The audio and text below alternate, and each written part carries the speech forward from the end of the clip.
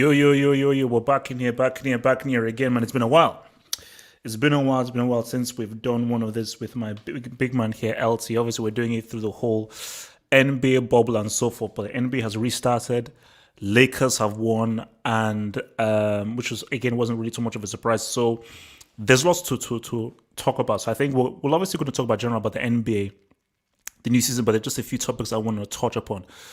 I want to get deeper into my James Harden take because I think a lot of people may not really have understood it, and I fully still stand by it. But I want to have LT's take on the whole James Harden thing, man.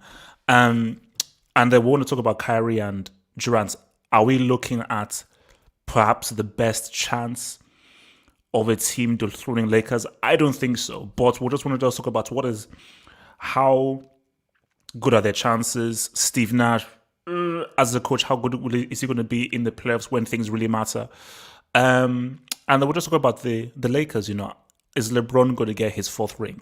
Is there literally no one to stand in his way, specifically with Giannis obviously resigning with the Bucks? Is there anyone going to stand in their way? So that's what we're going to talk about, those various aspects. So I think let's just get right down to it, man.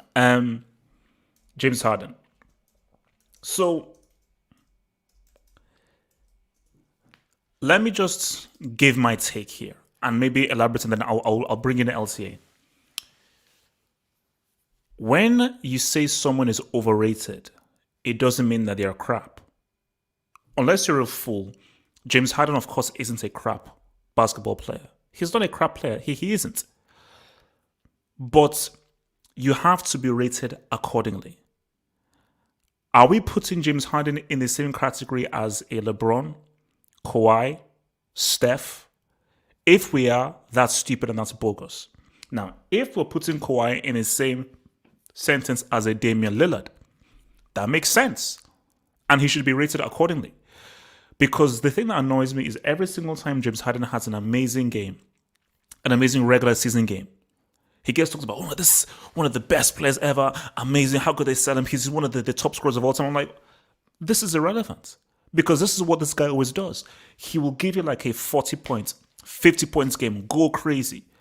But when it matters and the pressure is on, and when every single shot you take truly counts, because every miss you take now really matters, he flops. Because regular season, this is 82 games. You can lose 3-4 games in a row because you have so many games to sort of recoup it. But in the playoffs, where it's a best of 7, each missed shot, each lost possession counts, because the margin of error is far smaller in the playoffs than it is in the regular season.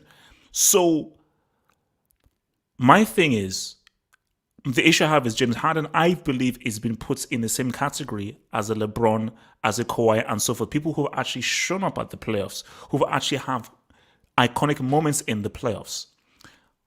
For James Harden, I'm still waiting for his iconic moments in the playoffs. When has he ever, in a critical moment for the Rockets, in the playoffs, in a game that's counted, came up with an iconic moment, came up with a key moment? It's never happened, because every time they've been in the position, he's always shrunk, he's always disappeared. So, LTA, just for you, your thoughts on James Harden as a player? You're muted. There you go. Okay, you're good now. You're good. Yeah, simply put, I think James Harden is one of the greatest basketball players I've ever seen in my life. If you noticed, James Harden was partying at strip clubs, doing everything. And if you go look up his first 2 games, the numbers that he put up, the efficiency that he put up, James Harden is one of the greatest offensive players we've ever seen. But the issue with James Harden is that he simply is just getting in his own way. The Rockets gave him everything he wanted, and he still wants to leave. His inability to adjust the style of play of the team so that he doesn't burn out later in the playoffs is an issue. But James Harden as an individual talent is one of the greatest we've ever seen in the history of basketball, in terms of just like the ability to draw fouls, shoot from distance, pass, all these type of things. James Harden's skill set is so elite and he's strong. Yeah, it's too much. James Harden is great. If you don't think he's great, that's personal, Like most people that don't like James Harden may not like his style. stuff like that. But if you don't like, if you think that James Harden isn't a good player, that's more like a personal vendetta, you know? So my thing is, and this was a question to you. If we're talking about great, talented, 100%, I will never deny that the guy is an amazing talent and an amazing basketball player. But let's just put talent to one side. Yeah. There's several talented players. Talents, that's it. I'm talking about that real stuff. Now, my question is that can you truly be, should the word great be assigned to you if you've never shown up in the playoffs and you've never had an iconic playoff moment? Do you deserve to have the word great assigned to you? Yeah, because despite the playoffs, those are a smaller sample size. James Harden over an 82 game season has been amazing. And any player who's ever won an MVP is a great player. Come on. No. He was an MVP of the league. Okay, so there has to be a separation. There has to be a separation of regular season and playoffs. Because LC, let's just keep it real. What is more valuable, regular season MVP or finals MVP? Finals MVP every time. So what do we call players who win finals MVP? What do we call players who have iconic moments in the playoffs? What do we call players who have iconic moments in game sevens? How do we separate them from amazing players in the regular season? Because what we call those players, James Harden isn't that. Because I thought the greats are the guys that have those iconic game sevens in the playoffs, the guys that have those iconic moments in the critical moments that lead to championships.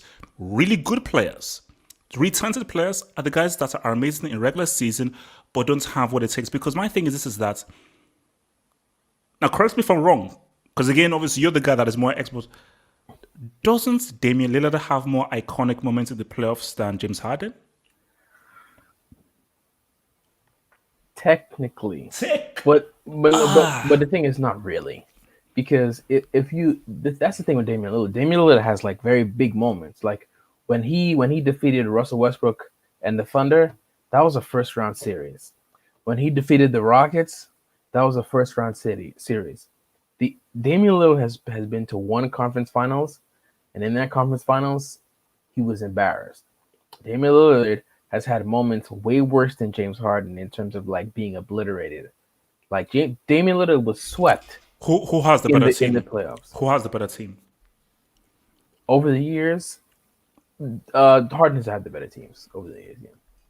Oh no, but I'm just saying relative to success, they've probably had even success because they've only both been to one conference finals. Oh no, wait, stop there. I'll say thank you.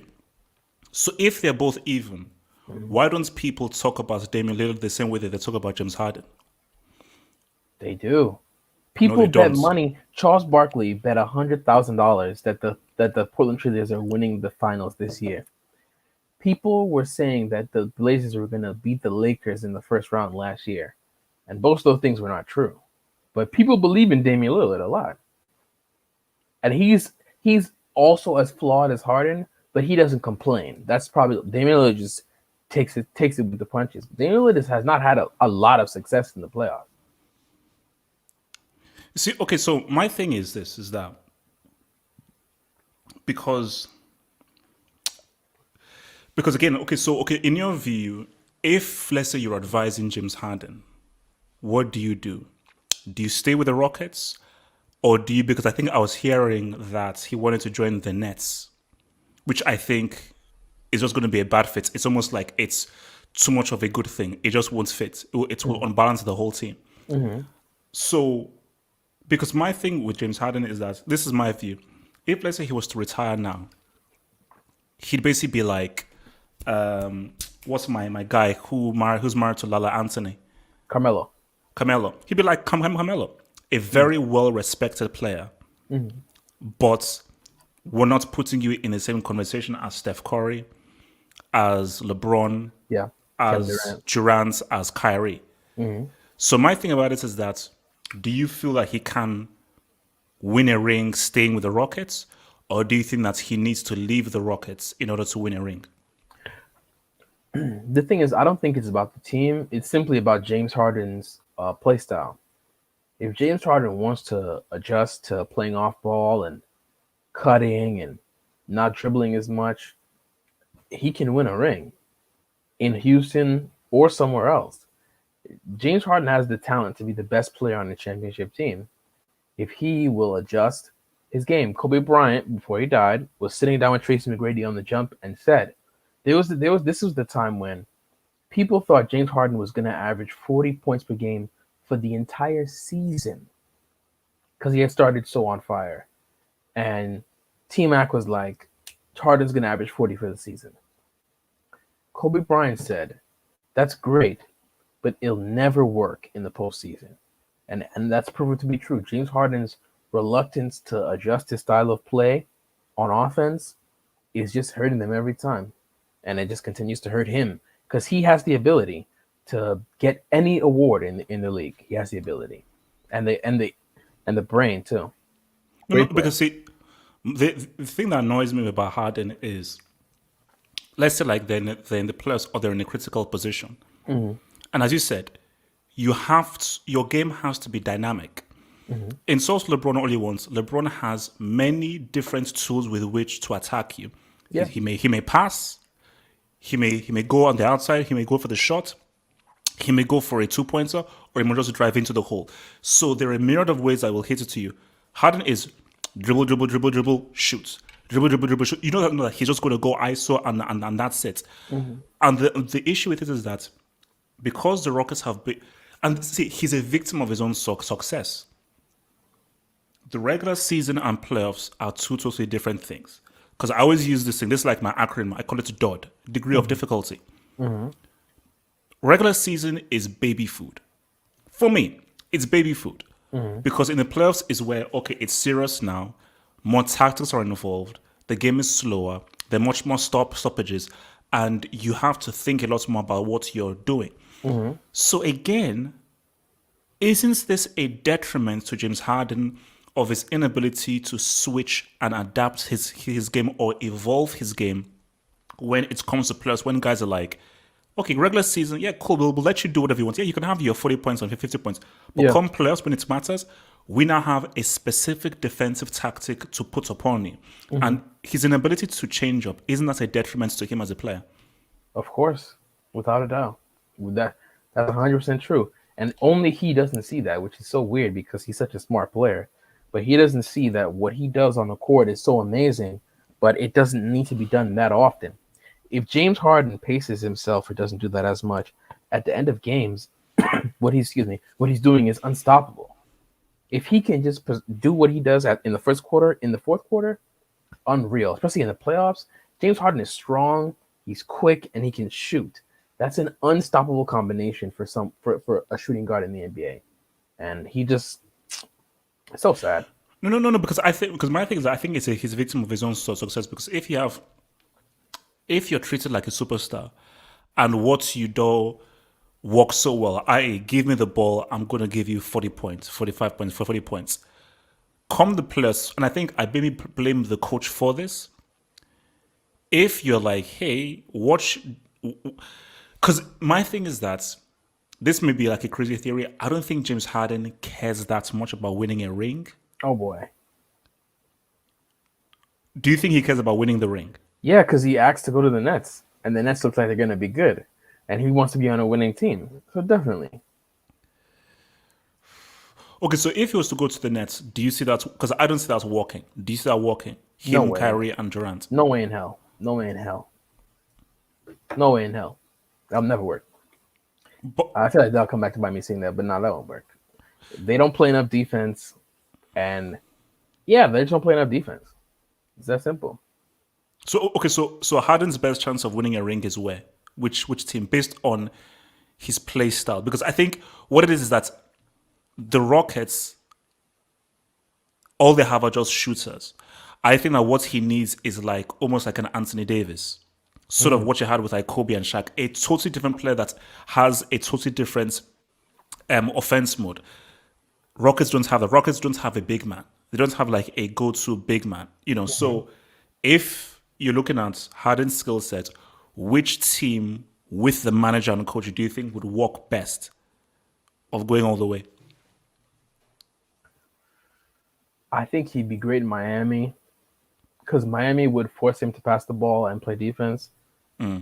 He'd do great in Toronto. with Kyle Lowry, Fred VanVleet, him, OG, Pascal. That'd be great. Oh man, he'd be good in Toronto. Because Toronto, the Raptors usually struggle with the end of game scoring because they usually give it to Fred VanVleet, and though Fred VanVleet is amazing, he's only 6 feet tall. So I think Toronto and Miami, even Houston would be good. He has Christian Wood, he has John Wall. Those are good. Those are good players. They're not championship good, but they're good players. So, but I think Miami and Toronto would be perfect. Brooklyn, I don't think so because they don't have enough defenders to buoy him up. You know, like Kyrie is a bad defender, and KD is kind of a torn Achilles. DeAndre Jordan is a garbage defender. Joe Harris is an average defender. It's just not enough. And Spencer Dinwiddie just got hurt. Karis LeVert is not no big time defender. It's not enough. Okay, so let's move on from that, man. Let's move on from that. I want to now bring in what's on here? I want to go to the Nets now. So, you see, here's my thing. Don't ever get too hyped. On paper, this is the dream team. See, for me, I liken Kyrie to like Neymar. That's a perfect comp, man. Yeah, because I saw it on Twitter. I'm like, yeah, it is what it is. Because he is the most pleasing on the eye to watch. Gorgeous, man. Like, literally, like, say what you will about him as a guy or so forth, in terms of just, and that's something that's almost anybody that appreciates sports can see, that when you see him play, there is a beauty that he plays with that you probably haven't seen since Allen Iverson. Yeah. You know? So the dream thing was, oh my God, you're pairing this guy with Kevin Durant, who might just be the best player in the league if you take everything into account. And the thing about it is, and this is just how basketball is different from football. It's 5-on-5, smaller playing area. Two amazing players is a massive difference. Yep, they change everything. Two great players, and it's good. Two great players can really change a lot, which is why it's like, see, I don't want to take anything away from coaches and managers. I don't. But I really feel like if basketball is a game that leads more heavily towards the talent than the manager or the coach, whereas like in football, because it's so much more complex and there are more players, the manager has to do a lot more to affect the game. Yeah. But I can already tell you right now, even if Durant and Kyrie are fully fit, let's say they're fully healthy all the way through, I'm not putting money on them to win the whole thing. Me either. Because I'm going to get to you as to why not. See, the reason for why not is, let's take the Miami Heat. Chris Bosh was very important. People sleep on just, what's his name again, the coach? Spoelstra. Eric Spoelstra, one of the best coaches in the NBA. Spoelstra was very important as well. Like, yes, LeBron is LeBron. Yes, Dwayne Wade is Dwayne Wade. But especially when you go up against the San Antonio Spurs, coached by Popovich and so forth, LeBron and Wade, yes, they will get you near the finishing line, but to get you over the finishing line, you need the team, you need the third place, you need the role players, and you need the coach as well. Steve Nash is a rookie. The Nets don't have anybody with the skill sets or the ability to contribute as much as Chris Bosh. So because of that, I can already see that this team is leaning very heavily on Durant and Kyrie, which is amazing. You see, thing with the Warriors is, for me, I call the Warriors was a cheat team, hence why I hated them. When Durant went there, I'm like, this is stupid. Two best shooters of all time, and Durant, well, this is a cheat code. So hence why, okay, look, I mean, do those rings count that Durant had? I don't know. I don't know. They count. They always count. Yeah. I don't know. I don't know. For me, I don't know whether they because it's a cheat team. Come on, man. You literally don't have to try. I don't know whether it counts. I don't know. So why do you think that the Nets? So for you, how good do the Nets do this season? I think I'm lower than most. I think they're a first round exit. Honestly, no, second round exit for sure. They're not making it to the conference finals. They're a second round exit for sure, without a doubt. Whoever they get in the second round, if they get the Bucks, the Heat, the Pacers, The Celtics, they're killing them in the second round. Sixers destroying them. So okay. So basically, they don't make the conference finals. Nope, not happening. Not happening at all. So so what do they need in order to basically be like, okay, I cannot take these guys seriously to win something? Like, what is it that they're missing? Is it a better coach, or they just need better pieces? They would need a third piece who can like bring them all together defensively. You know what would be who would be an amazing third piece, but it would never happen? Draymond Green. Oh wow, yeah. Draymond Green as a small ball five, as anything would just be amazing defensively. Or who also would be great is if they didn't have So I don't think Chris first round exit, second round second round exit. second round exit. I think if they had a more versatile center, if they and not more versatile where he's like Porzingis. If they had Rudy Gobert, they'd be better off. If they had Miles Turner, they'd be better off. I think DeAndre Jordan is washed to hell. Like he's not good anymore. He's still athletic, but he's not good at basketball anymore in any meaningful way.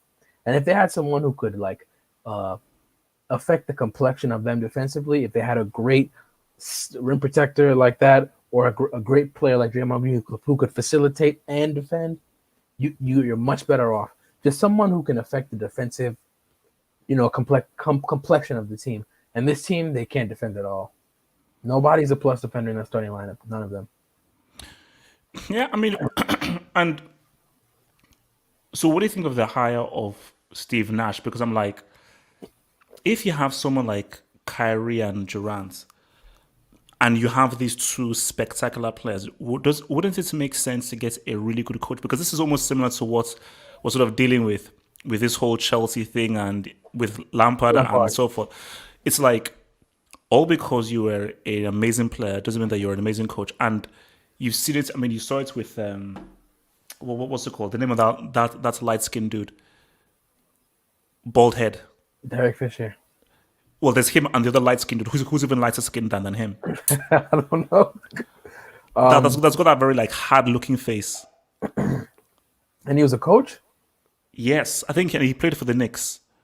Oh gosh, well, guys in the Nigeria would know. Like he's got like a very hard looking face. Oh my! And is he coaching right now? I don't know whether he's coaching right. Oh my god, what is he?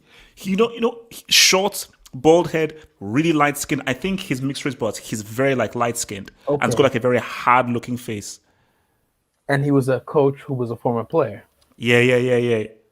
Thank you, Jason Kidd. Oh my gosh, that's how you described him.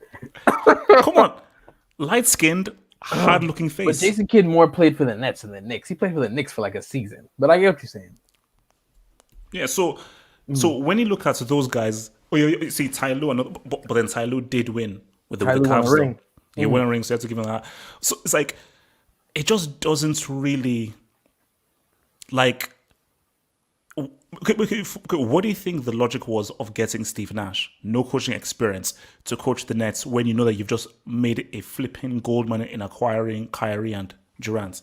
I think it's a lot of layers to it. One, I'm pretty sure the GM of the team is a guy named Sean Marks. And Sean Marks played with Steve Nash in Phoenix. That's one reason. Another reason is his relationship with the two stars. He's really close with Kyrie and really close with Durant.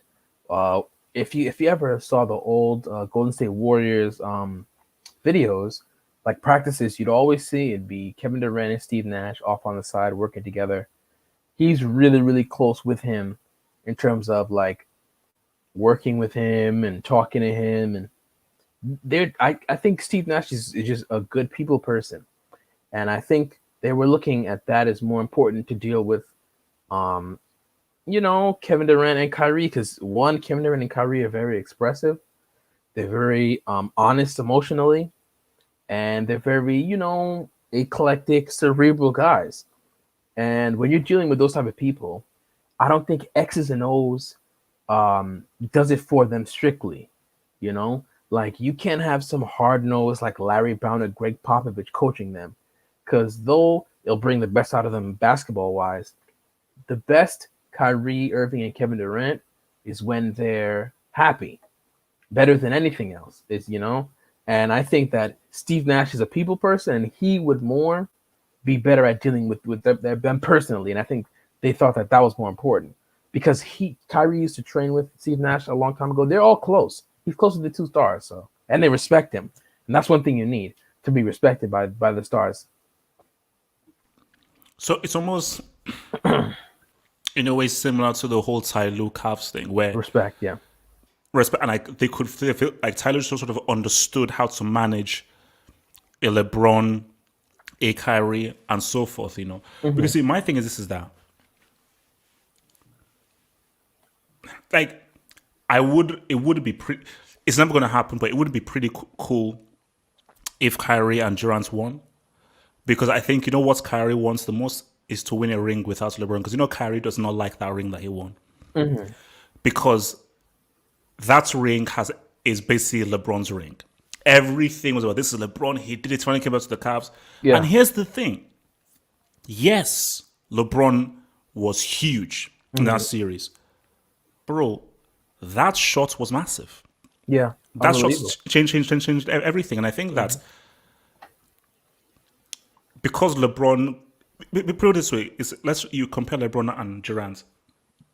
LeBron is just such a larger than life figure in terms of on the court, off the court, and everything. Yeah. That casts a massive shadow. When you see Durant gets interviewed, his mannerism, he's very laid back. So you can definitely see how Kyrie and LeBron would clash. And you can definitely see how Kyrie and Durant would really get along. So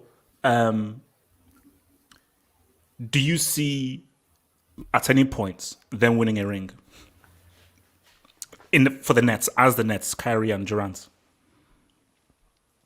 Because you know what? Do you know how wild it will be if Brooklyn Nets win a ring before Knicks? They'll win it before the Knicks. The Knicks are toast for like the next 10 to 15 years. Because the thing that just gets me is that because just from just watching First Take and A. Smith, I'm like, this is supposed to be like the mecca of basketball. This is like the home. New York, like New York, Nas, all this kind of hip hop and everything. And they're so bad. Because I've always said to myself that imagine if like some generation talents came to the Knicks and won them like the championship. It would be like the biggest parade in history. But it's like these guys are a billion ways from even thinking of coming close to a championship. So do you think in this iteration that they will win Durant and thingy? No, I don't think so. I just think the complexion of the team is just too. I don't know. I just think they don't have enough creation when it matters in terms of like, though Kyrie is great creating for himself and Durant is great creating for himself, creating for others is much harder. I don't think they have enough creation. They don't have somebody who's like an elite playmaker. It was somewhat like a Spencer Dinwiddie, even though he's more of a shoot first guy. Like, look at their lineup. It would be Kyrie. It's Joe Harris. I don't know who they might in the crunch time of the playoffs. It'd be Kyrie, Joe Harris, maybe Karis LeVert, Kevin Durant, and DeAndre Jordan. None of those guys can create a basket for another person in any like meaningful way in a tense situation, unless they're being double teamed or something. So I think the lack of creation, I just think the defense is just so bad, man. The secondary unit is great, but it's lost some luster considering what's his name? Spencer Dinwiddie tore his ACL yesterday. So they I just don't think they're good enough. I think Kevin Durant is one of the 5 most talented, amazing players we've ever seen, but he's coming off a torn Achilles. And also, with the torn Achilles, usually you start off kind of hot and you kind of wear down and you're not as good as you were when you first started. And I think he's not going to be as good as he is now. I don't think he's going to be that good. So basically, 2 months. Can you ever be as good as you ever were at your peak whenever you tear your Achilles in basketball? No, never. You can be great, but you'll never be as good as you were at your best before. No way. No way. Because this the spring and explosion it's too is much. gone. It's too much. Know what Martinez says, bro, Durant's rings don't count. Stop the cap. They don't count. Fam, that's like saying They don't count. Listen, it's a cheat team. Listen, I was watching this thing. I think where Rio Ferdinand was talking about his most embarrassing moment. I was watching the same thing. And what was it? He said 09? Oh wait, what did he say again? It was the 09 Champions League Finals against Barcelona. Yeah. And he said that's the best team he's ever seen. Yeah. Oh no. 2011. You sure it's 2011? 2011. Yep, 2011. Okay, because they played them twice. Yeah, so maybe in 09, 11 was like they couldn't touch the ball. Yeah. Mm-hmm. So what I'm saying is, with that Barcelona team, those wins don't count. No. Don't do that. I'll say don't do that. You see, you're trying to change the whole thing. No. Rings count. That's how it works. Durant, we knew how amazing you were.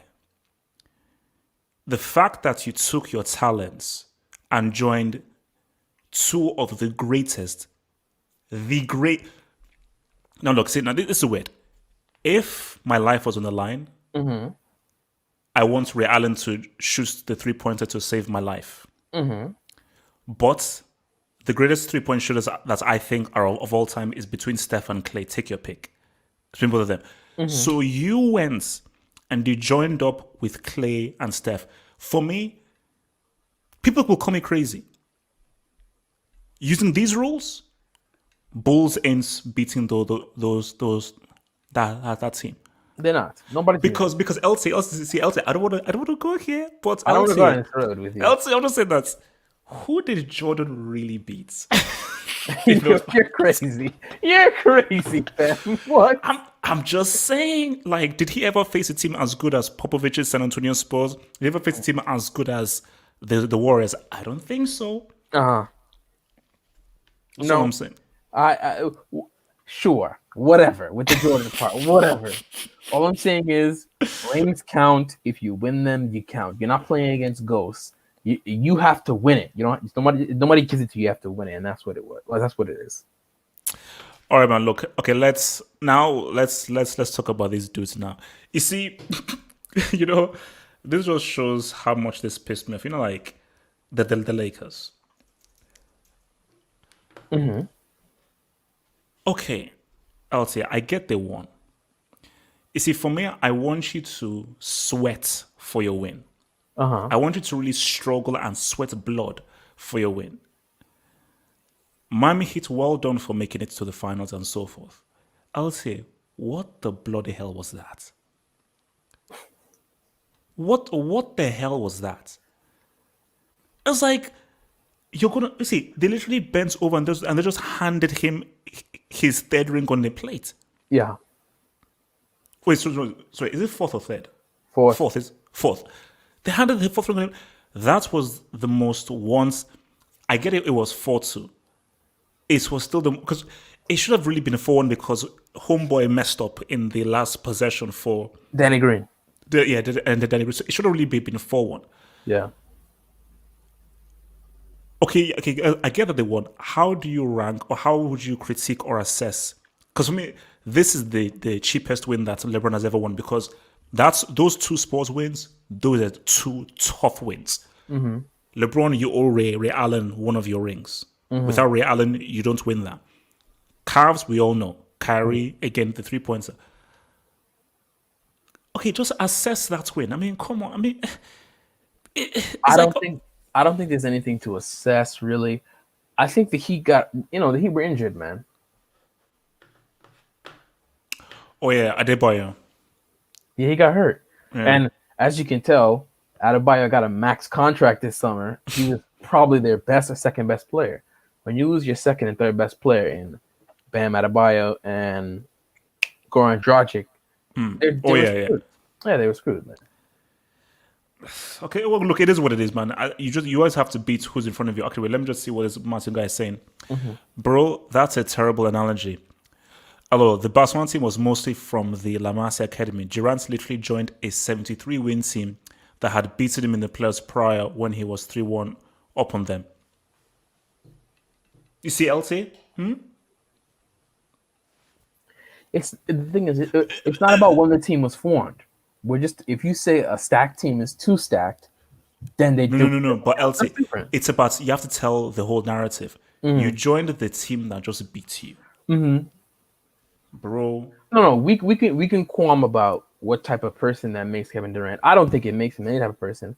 I don't think he even looks at it as the best decision of his career. That's why he left them. But I think he did not want to go down like Barkley or these other dudes where they just laugh at you and say you don't have any rings, you can't sit with us. And he's like, let me show you how easy I could do this. I can easily get a ring. But getting a ring for myself is hard. Me just joining some good team and getting a ring isn't that hard, you know? That's crazy. That's not true. Oh yeah, that's true. Exactly. Yeah. He's the best player on the team. So how you going? He's the reason they're winning. Because I don't know if we're going to talk about this later, but have you seen the Golden State Warriors lately? Oh yeah, They're trash. They're not good. and also Sure, Klay Thompson is out, Draymond Green is out, but Steph Curry doesn't look very good. look. I've already said my piece about Steph Curry, man. I'm like, ugh. So okay, look, let's just focus on the Lakers. So nobody's stopping them. Repeat. Because see, here's the thing. Because I want us to go in on the Clippers again. I think And those do it, losers. But my thing is, who is stopping them? Because you see, that's why I loved that kind of Miami Spurs era, because you had two titans coming together. You see, with Cavs and Warriors, Golden State Warriors, kind of imbalanced. yeah, I never like the Spurs and the Heat. I loved that. Or see, Celtics Lakers in the early they didn't really have numerous. Spurs and Heat was a great rivalry. Yeah. A great rivalry with so many narratives. There are no narratives. See, what would have been amazing is if, let's say, the Nets got to Draymond Green, they were a resolute team. Then, oh wow, Yeah. Brooklyn Nets against the Lakers. Whoa. Kyrie, oh my gosh, Kyrie against LeBron. There are so many narratives would be in there. Yeah. But it's like, who is stopping the Lakers? It's a great question. I don't know. I think the Clippers have a chance. The Clippers are a much more balanced team. And the Lakers took one of the reasons why the Clippers couldn't win on their team. Montrezl Harrell is one of my favorite players to watch. If I were to pay money to watch somebody, Montrezl Harrell is in my top 5. Montrezl Harrell is a defensive liability when it matters most. They played the Blazers last night. It was a close game. Do you know what the Blazers did? Every single possession for the last 2 minutes of the game, they attacked Montrezl Harrell. They put him in pick and roll every single time. It was making me uncomfortable what they were doing. I was like, this is very sad. They were attacking him. And I just think that's just what's going on, where they have Montrezl Harrell. He could hurt them in the playoffs. They don't have like any real depth. Is this the guy that called that dude a white boy? Yeah, he called Luka. Yeah, white boy. Okay, so he's now on the Lakers. He's on the Lakers now. Yeah, Montrezl. Yeah, Montrezl on the Lakers now. Yeah, I mean it's like so basically the Clippers who already flopped last have now gotten weaker, and the Lakers who just won have pretty much. The Clippers they got rid of him and they got a better player. They brought in Serge Ibaka, who is better at everything than him. Yeah, pretty much better at everything. Yeah. Oh no! Look, Serge Ibaka for me. Serge Ibaka is a good 3-point shooter, and he can protect the rim. I don't know. He was very crucial in our Raptors win, man. He was very, very crucial. I tell you, look, the Thunder had an amazing team. Harden, Durant, Westbrook, Ibaka. Like if those guys stayed together, they would have won a ring eventually. They would have. It's just like like that was a crazy team. So for you, man, Lakers, they win. Nothing stops them. I think what could stop them is simply just their center position. But if AD plays center, it's over. I don't know. Maybe Dennis Schroeder, because Dennis Schroeder might be good now, but Dennis Schroeder, I don't look at him as like some great playoff player in terms of his shooting. He's undersized. They have Wesley. They're just a really I don't know, man. Oh, if LeBron takes a step down, like if LeBron loses a step, which I think he has, he's not as athletic. If LeBron takes another step down, it could be an issue. But yeah, on paper, no one can beat them. But the playoffs are different, man. Like the Clippers might, by the end of the season, the Clippers might be a machine. By the end of the season, the Mavs might be a machine. That's about it that I look at. And on the East, the Sixers, I think, could beat them. Also, that's where Doc Rivers is right now, isn't he? Yeah, Joel Embiid. If Joel Embiid is like the best player in the series, and they don't have nobody who can really guard Embiid, Embiid can be a problem, a real problem. And they have shooting. The Sixers could be amazing, you know? Yeah. Yeah, but the issue is that there isn't a real threat because these are all ifs and buts, and I think basically this is all dependent on LeBron. If LeBron is still sharp, then there's literally nothing anyone can do because when LeBron just wants to, he can hone in, key in, and then just win the game for you. So, how many good years do you think LeBron has left, or do you think this is the year in which we're now going to start seeing the decline of LeBron? How old is he now? 36. I think he turns like 30. Yeah, 36. Yeah, 36. So how many years do you think you have of LeBron can actually be the main guy, star player that can actually win it for the Lakers? Because he should be declining now at 36. He should be. LeBron should already be on the decline. So how many more peak years do you think he has of like playing at the high level, where he's like the best player on the team? 2, I think 2. So maybe 1. So, as in, this is his last year, or this year and another year afterwards? I think this year and maybe next year. Because see, my thing is this: he turns 36 tomorrow. Look at that! Wow, 36 tomorrow. Yeah, 36 then. Because LeBron has always said that he wants to do 6 rings, and then equal Michael Jordan. Because my thing is that even if he does 6 rings, okay, this is now when I get to the whole LeBron Jordan thing. So let's just say LeBron does 6 rings. People will say, well, Jordan never went to a game 7. Jordan was undefeated. Yeah. All the way through. But then LeBron can now turn around and say, who did you face? I faced far tougher teams. And my degree of difficulty was far better because on paper, the Cavaliers were inferior to the Warriors. On paper, were the Heat superior to the Spurs, taking everything into account? Team for team, player for player? Probably because they had the more high-end talent. But probably from 1 to 11 or 1 to 12, no. But high-end talent, probably, yeah. So let's say LeBron gets 6 rings. Yes. How would that change the LeBron Jordan arguments for you or no? No, it's the same thing. That's always been wrong. Depending on how you feel, LeBron's either 1 or 2. And it's simply more just about like aesthetics at that point. Because if they have the same amount of rings, it's probably your decision on who's the GOAT will probably depend on 2 things: aesthetics and your birthday. If you're born at a certain time, you're probably a LeBron guy because you got to see him live. If you got to see Michael Jordan live, you'll appreciate his greatness more.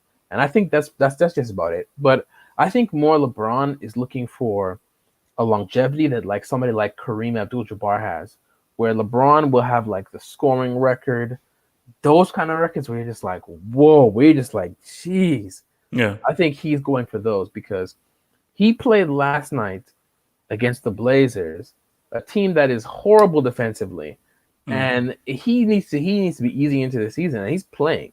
And I'm just like, he is trying to break that scoring record, the all-time scoring record for sure.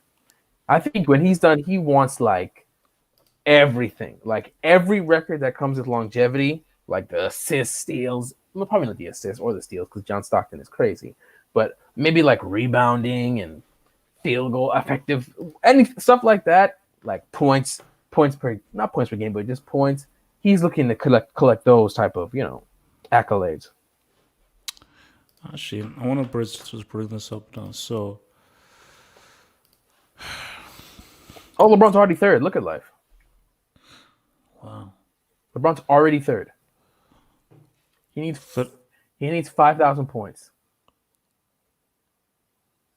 So do you think he'll do it? Well, wait, how the heck did Karl Malone get 36,000? Because Karl Malone was amazing, and Karl Malone played for forever. So yeah, that's what's so random. Like I was like, because I get Kobe. Now this is impressive. Nowitzki, What? Dirk Nowitzki is 16. Yeah, I remember when Dirk had broke 30,000. Dirk is like a monster. So yeah. Oh, okay, so basically, so when all is said and done, when he retires, do you think LeBron will break Kareem's record? Yes, because basically LeBron scores about 2,000 points a season. All he needs is like 3 years. If he just plays average, if he just plays like LeBron, which is 27 and 25, 7 and 7, for the next 3 years, he has the record. He just has to be good for 3 more years. Shit. All right, man. So I want to talk about this dude, man. Now, Giannis. They said Karl Malone should be in jail. Oh, Karl Malone has a sketchy history. Has a very young baby mama. oh wow. Oh, jeez. Wait, how Very young? How young? His babe. I think the thing they were saying was the woman was 14.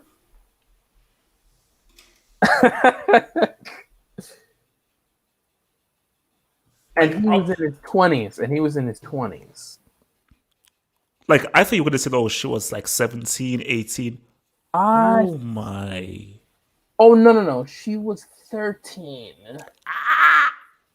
And he was a sophomore in college. That's okay. Look, let's move on from that, please. Let's move on. So he was like 20 and she was 13. Yeah. Okay, look, let's move on from that, man. So Giannis. You see, I have a personal vested interest in Giannis. He's Nigerian. I don't care what it says on his passport about Greece and so forth. That doesn't mean anything to me. Giannis Antetokounmpo. Yeah. He is Nigerian. So it would be nice for him to get a ring, but you've got to be objective and real. Yes. He looks pretty cumbersome and pretty awkward in playoffs, man. It just looks bad. The thing that hurts. Go on. So and basically, Giannis, I just think what you're seeing with Giannis is the perfect example as to the difference between regular season and the playoffs, and why playoffs have to be respected. Because what's called, I think is it 2 years in a row, regular season MVP? 2 years, man.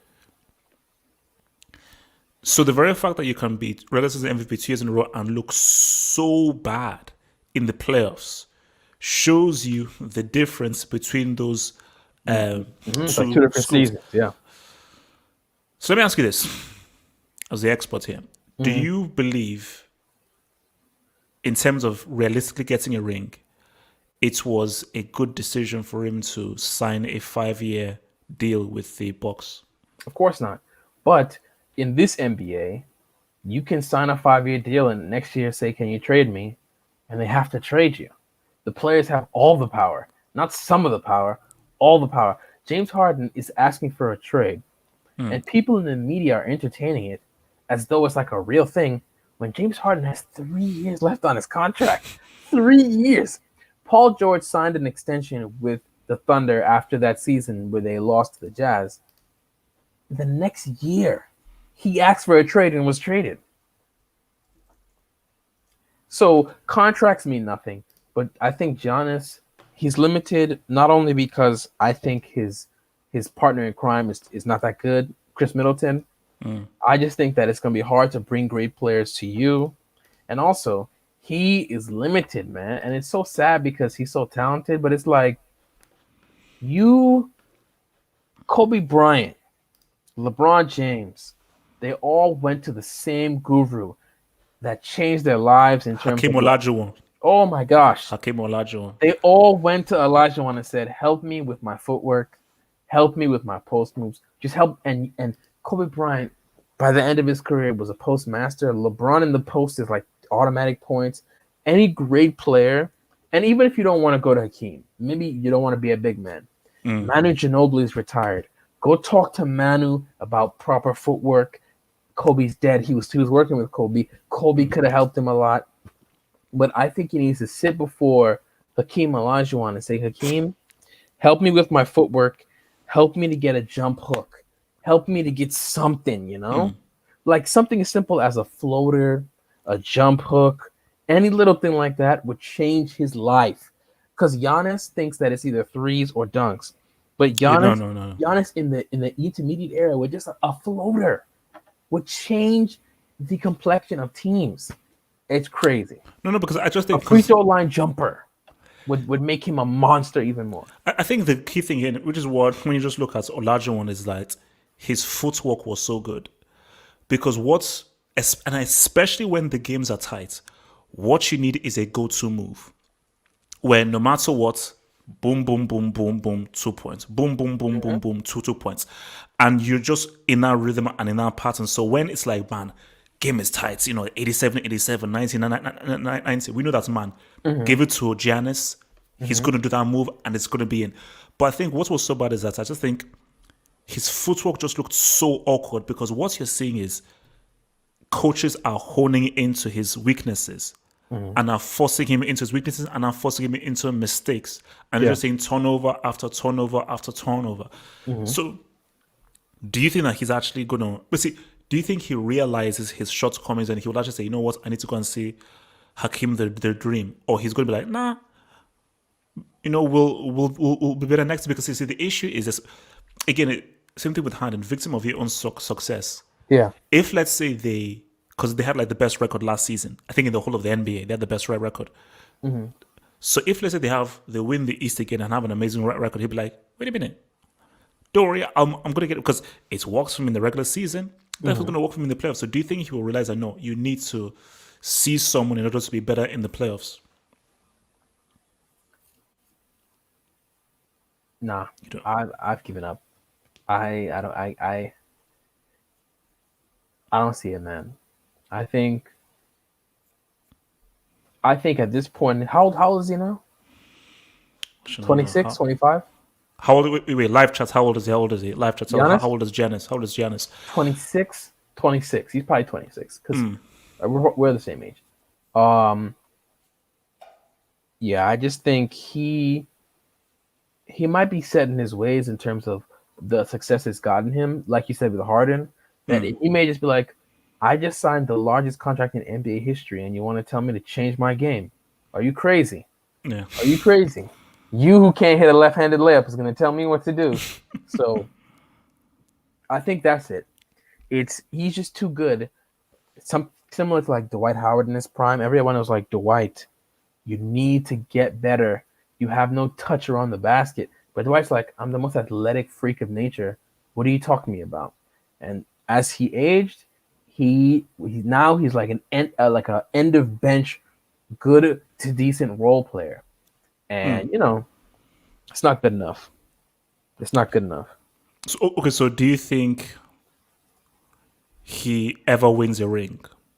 Either with the Bucks, not with the Bucks, but do you think you see a situation where he actually eventually wins a ring? Because I have this funny feeling that he may not, especially with how your boy at the Mavericks, he's on the come up now and so forth. Because I think that he may commit so much to the Bucks, and I don't think he'll make that kind of key move or sort of join like his super team. So do you see a scenario where he actually he wins a ring eventually? Yeah, I think because he's just so talented and he's so young and he's gotten far already. Like Chris Paul didn't get to his first conference finals until like 2 years ago. at like 33 or 34. Mm. I think Giannis has been to a conference finals already at 24. I think that he's also such a hardworking player that I can see him, I can see him making it just on just strictly just will, just wanting to. Mm. I think he can do it because he's like, well, if you see where Giannis came from in terms of what he's done to transform his body, what he's done to transform his game, no one thought that this guy would be a two-time MVP in the NBA. No way. When you see him clearly coming out of Greece, no way. So to where he is now and him continuing to still strive to be, he gives effort every night. That's why the Bucks win all those games because he plays hard every single night, and those type of people always get rewarded. I think. I hope so. Okay. All right, so guys, just to close off now, we'll take some questions, man. We'll take some questions. So guys, send in your questions, guys. Send in your questions. Send in your questions, man. So while guys send those questions in, who's the regular season MVP? This year? Yeah. Man. Anthony Davis. Oh, If he stays healthy. Anthony Davis. Okay, I got to give you a couple because we haven't really seen a lot. I would have said Luka, but Luka came in fat, so I would never pick him. Guys that don't care about their body, I don't trust them. So Luka's off. So I think my list of people would be Anthony Davis, Trae Young, Nikola Jokic, and Jason Tatum. Oh, and Kevin Durant, of course. well, I'm seeing some guys says James Harden. Never. So, The media would never pick him. Never. oh wow. So even if why would the media never pick him?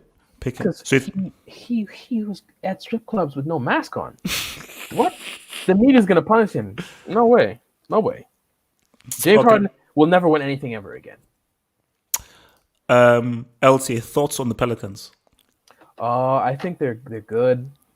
But I don't like the spacing with Steven Adams at center and Zion Williamson at power forward. I think Brandon Ingram is a lot better than I ever thought he'd be because he looks like he looks legit on offense for sure and good on defense.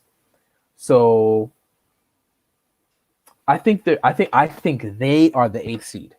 If everyone stays healthy, they're like a playoff team for sure. Actually, wait. How do you think? What do you think the Hornets will do with LaMelo Ball?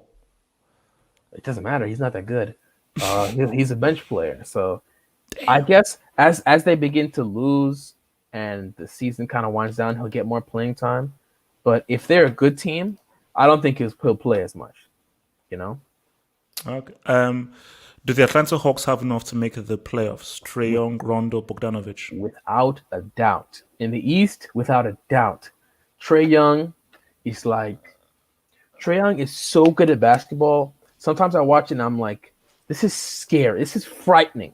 Because Trae Young is like 21 and has like the point guard skills of like a 29-year-old. The way he sees the floor is unreal.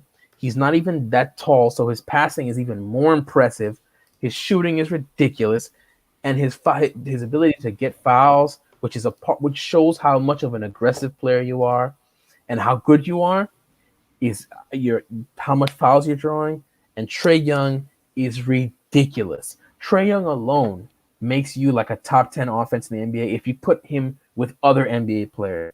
Trae Young is so good. I don't know how I can sing his praises anymore. He's been overshadowed because Luka Doncic had a faster start to stardom. He's been playing good for the past 2 years because the Mavericks have been trying to put good teams around Luka, and Luka has played well. Trae Young has been on a team where his GM has been tanking and purposely trying to lose to get more draft picks.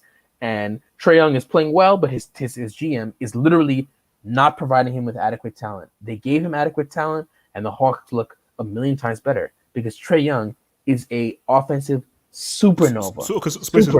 So with him, how if they do make the playoffs, how far do they get? First round, he can't defend anybody. Damn. He's the first round exit. He can't defend anyone. He's just terrible on defense, and that's just because he's small. Fuck. Yeah, because basically Atlanta, because what's it? Because my uncle lives in Atlanta, so basically Atlanta were like my second team after the Magic, man. So Yeah, I grew up a Hawks fan too, but I quit when they started tanking. I don't trust any team that starts losing on purpose. I'll never root for you. yeah, no, that's messed up. Yeah. Who do you all think will be recognized as the best player by the end of their career? Harden, KD, or Giannis? KD. It's not even close, man. Like, KD could retire tomorrow, and Giannis and Harden could keep playing for the next 10 years. they wouldn't come They close. still won't be better than Kevin Durant. Kevin Durant is a one of one. A one of one. We'll never see anything like him again. Never. That's interesting. So, how good or bad will Space Jam 2 be?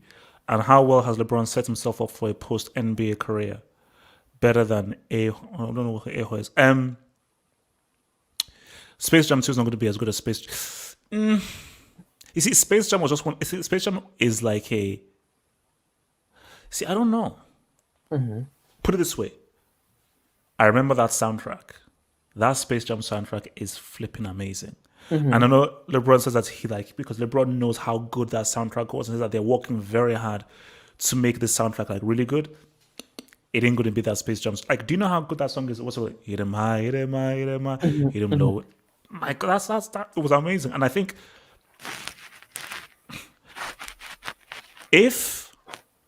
Space Jam isn't a great film. It's just what it was. It's Jordan, it's a new idea, it's just what it is. I think Space Jam 2 can be a better film because LeBron is a better actor than Jordan, 100%. LeBron just has way more personality. So if the script is good and they really know how to use LeBron well, I think it can be a better film. It's just dependent on the writing and the directing. Yeah. I don't expect it to be like some Academy Award winning movie. It's supposed to be fun. It's basketball players acting. And I think it'll be fun. And LeBron is a decent actor. He's been in like other movies and he was funny. Yeah, what was it called? That film with that's White white.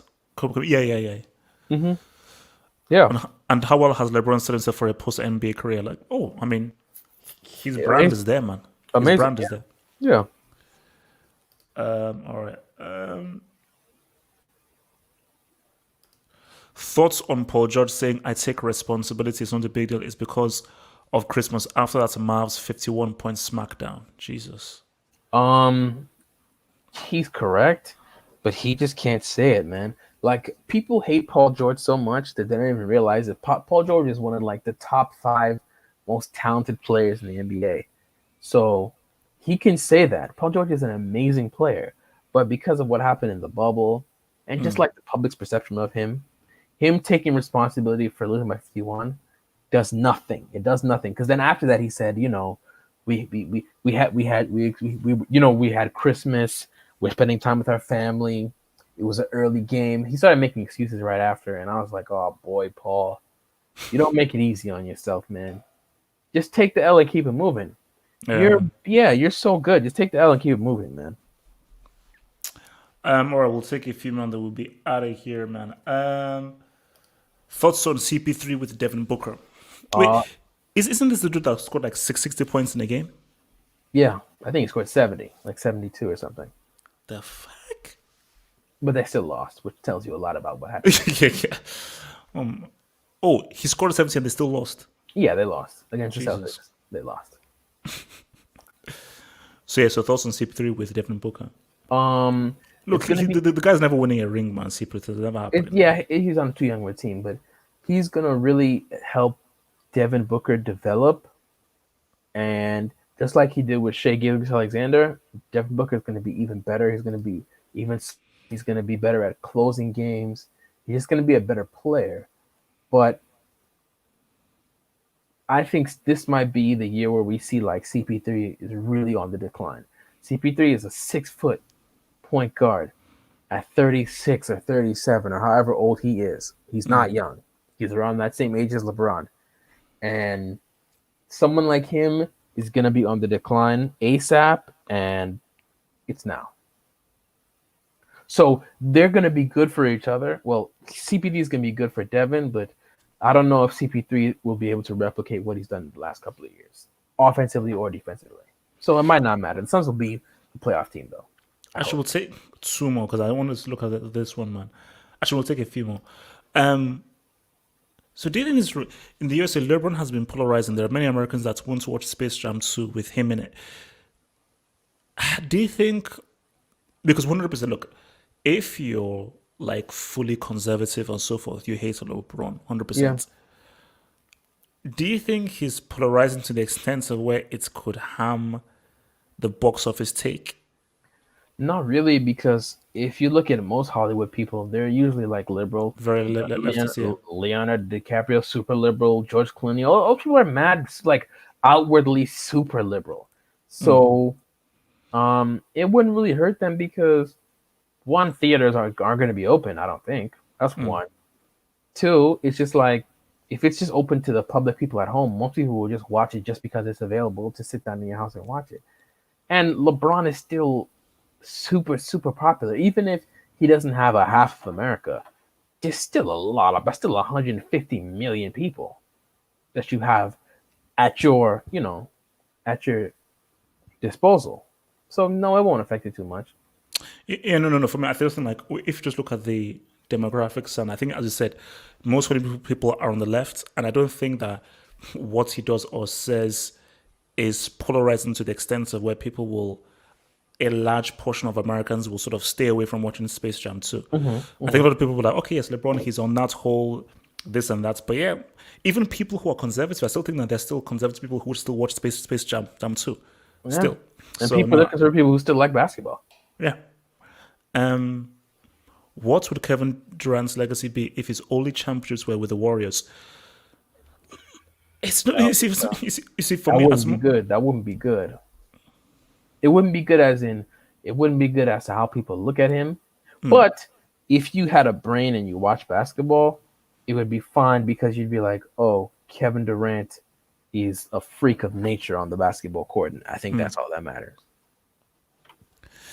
Yeah, no. For me, I think like, look, man, it's like, as much as I didn't like him joining the Warriors because that team became too strong, based on his contribution to the team, just how good he was, I hold my hands up and say, you know what, you did that, man, you did that.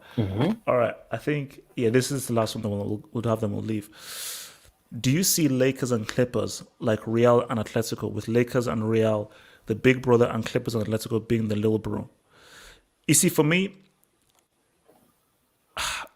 I was so disgusted with the Clippers because just for my entertainment, I wanted a Lakers-Clippers conference finals. Like, ideally, it can't happen.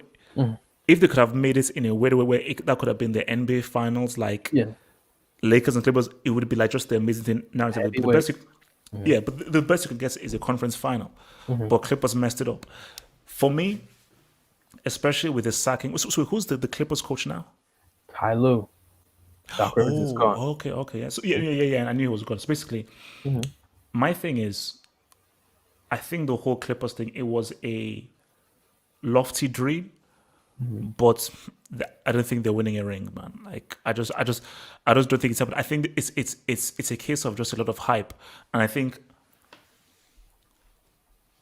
for me, I respect Atletico Madrid a lot more than I respect the Clippers. Yeah, because the Clippers were more of a joke for much longer. Yes, is like a respectable. Yeah, they're still a respectable team. So I just think that Clippers are like, they've been a joke for so long, and I think the way in which they capitulated to the Nuggets, I think has just even made them even much more of a bigger joke. That was terrible. Oh, so do you see the Clippers ever winning a championship with Kawhi and George? For sure, because Kawhi has proven to you, if he has a good team around him, he can be the best player on the championship team. And Paul George at his best is as good as any good player. Paul George is at his best, can be as good on the court as LeBron, as Anthony Davis, as what? Paul George at his best. Like Paul George at his best. At his best can be like peak LeBron. Can meet the standard of any great player currently. That's what I'm saying. Bruh. Paul George has played with LeBron, Kawhi, Anthony Davis, and on the floor, and he has been the best player on the floor. And that's what I'm saying. He can be the best player on the floor, surrounded by all those good people.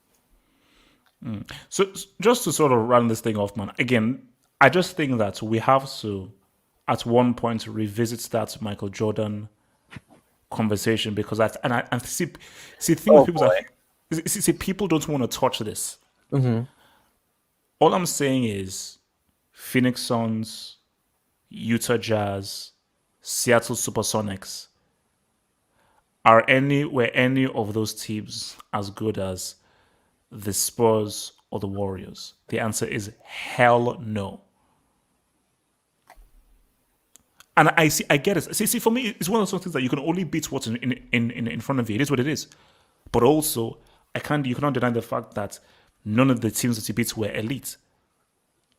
Like the Detroit Pistons, when they were elite, you got bounced out by them. Only when they got older, you eventually beat them. You have to evaluate them relatively. You can't compare the Pacers to the Warriors like for like, because in the 90s during that time they had expansion teams, and expansion teams weakened the entire league, so you couldn't have that many good players on a team. Where what you can just do it relative to the time period. The Sonics were a great team. The Jazz, relative to the time period, were as great as any great team now in terms of dominance, in terms of having an MVP and 2 Hall of Famers. So I don't think we should do it like for like, because then if you look at like Bill Russell's Celtics teams that won 10 rings, you'd be like, do they compare to the Indiana Pacers of today? The Pacers today would kill them. No, but my thing it's relative. No, but even if you say there is a general consensus that the Golden State Warriors are one of the greatest teams that we've ever seen, because they have 2 of the greatest shooters the game has ever seen. Yeah. So I just think because of that, from an objective point of view, that is a behemoth to go up against. Yeah. And also the San Antonio Spurs, in terms of just like a team, a squad, are one of the most kind of like robust squads that basketball has really seen. So put it this way. Bulls are their best. The very Bulls. I think they said like the best Bulls team was it the 96 Bulls? 73-9, I think, where they went. Yeah. 72-10, yeah. Yeah. So would they beat the best Spurs and Warriors with Durant? I think Michael Jordan beats any Spurs team because Michael Jordan is better than any player the Spurs have ever had. And I don't think he would be able to beat the Warriors team because they just have too much talent. But Michael Jordan is better than everybody that has ever put on a Golden State Warriors uniform. So, yeah. Okay. Actually, one final bonus one, because I think this guy, maybe he needs some support. I'm a huge New York Knicks. Oh man. Any thoughts on how?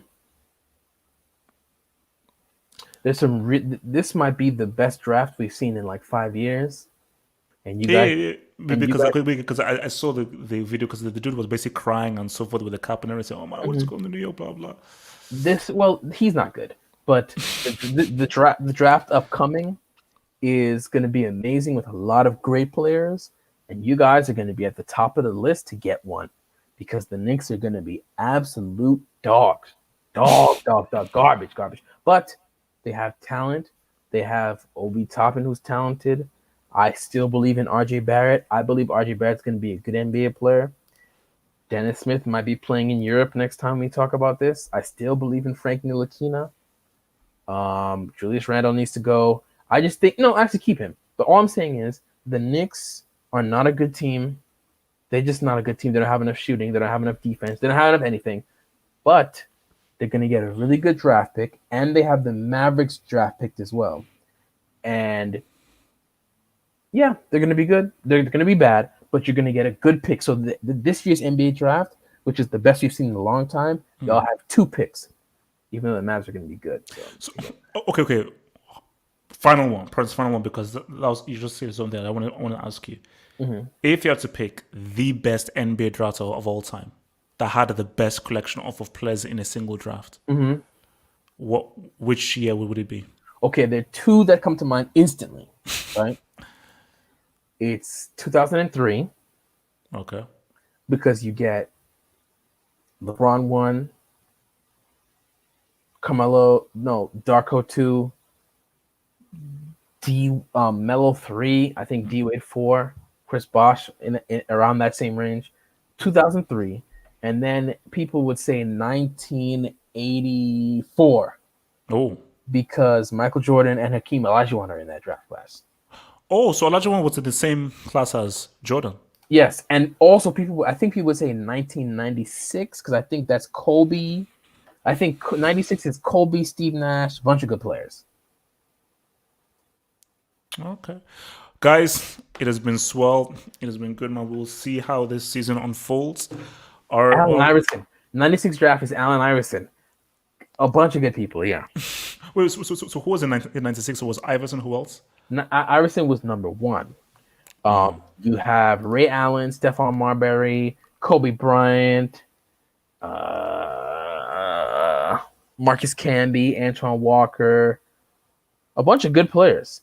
A bunch Derek Fisher. Yeah. No, you know it was so crazy because I basically I'm rewatching Moesha because I used to watch it when I was. Did you ever used to watch Moesha? Yeah, I tried to watch it maybe like a couple months ago. I tried to watch it with my girl because it came on Netflix. Yeah. And I was like, I had no idea. Moesha's so unlikable. I don't like her at all. I don't remember it being when I first saw it. I was like, yo, Moesha's dope. I'm like, yo, Moesha was mean. She complained about the most stupid things. My dad won't let me wear a crop top to send it. Moesha was no. I have to be real with you because, like, obviously, because it's so good. Because when I'm watching now, oh my gosh, I remember this stuff. That's a damn good show. And look, an argument can be made that it is actually funnier than Fresh Prince. I'm willing to try and make that argument. It's funnier than Fresh Prince. Just that when I was watching it here, you see, do you remember the episode with Kobe? Yes. So was he in the league, or he was about to go into the league when that episode aired? I think he was like probably a rookie because he had taken her to prom. Yeah. So I think it was after he had taken her to prom. Okay, yeah. No, yeah. Because again, just seeing him, I was like, oh man, Kobe. Yeah, crazy. That's when he was. He literally is like a child star. Yeah, no, he was young. The guy was like, just guys. So because basically he had not entered the NBA by the time the episode came out. I think the episode aired when he was a rookie, when he had just entered the NBA. Oh, okay. But yeah, man. I don't know. Moesha is funny, man. But I do get where you say that she does. It's horrendous. I'm like, yo, I don't know you to tell, but I think 90 sitcoms are the greatest sitcoms ever. But I will tell you a sitcom. I'll tell you 3 sitcoms that are better than all the most famous ones put together. Okay. It's Living Single with Queen Latifah. That's like my number 1. Mm-hmm. It's In the House with LL Cool J, which is amazing. Yeah, that's with the Wayans sister, isn't it? Mm-hmm. Mm-hmm. Yeah. In the House with LL Cool J. There's my third one. It was not 90s, but it's 2000, which is Eve. You remember Eve the rapper? Yeah. Her sitcom is dope. And my fourth sitcom? You need to watch it. It's so funny. Eve. And the fourth one, which I think is probably my favorite sitcom ever, it's not even with black people. 2.5 Men, pre Ashton Kutcher. Charlie Sheen, greatest thing ever. Greatest thing. Yeah. Martin's not funny at all to me. I've never laughed watching Martin. Martin's just stupid. You know the thing about Martin is that like I've never because I never sort of watched Martin. No. But like I think it's the other characters that are funny. Like the Biggie episode was hilarious though. I've never watched enough to even see the Biggie episode. Yeah, the Biggie episode was My Wife and Kids is another one. That's elite. My Wife and Kids is elite. No. In the House just went under the radar because they showed it in Nigeria. I used to watch it in Nigeria. Legendary. You know, you need to watch Living Single. Living Single is what they stole the idea for it and made white people and called it Friends. But Living Single was out first, and they just stole it from black people and called it Friends. Yeah. And then it became a hit. Living Single is a better version of Friends. You know what? I'm actually going to just try and watch an episode now while I have Living my meal. Single. Living Single. Living All right. Single. It's elite. All right, guys. Peace out. We'll hopefully try and go back next week with another ep of this, guys. Peace out. Like the video, subscribe. We'll see you, man. Thanks, LC. Peace out. Peace, peace, peace, Yeah, peace, peace, peace, peace.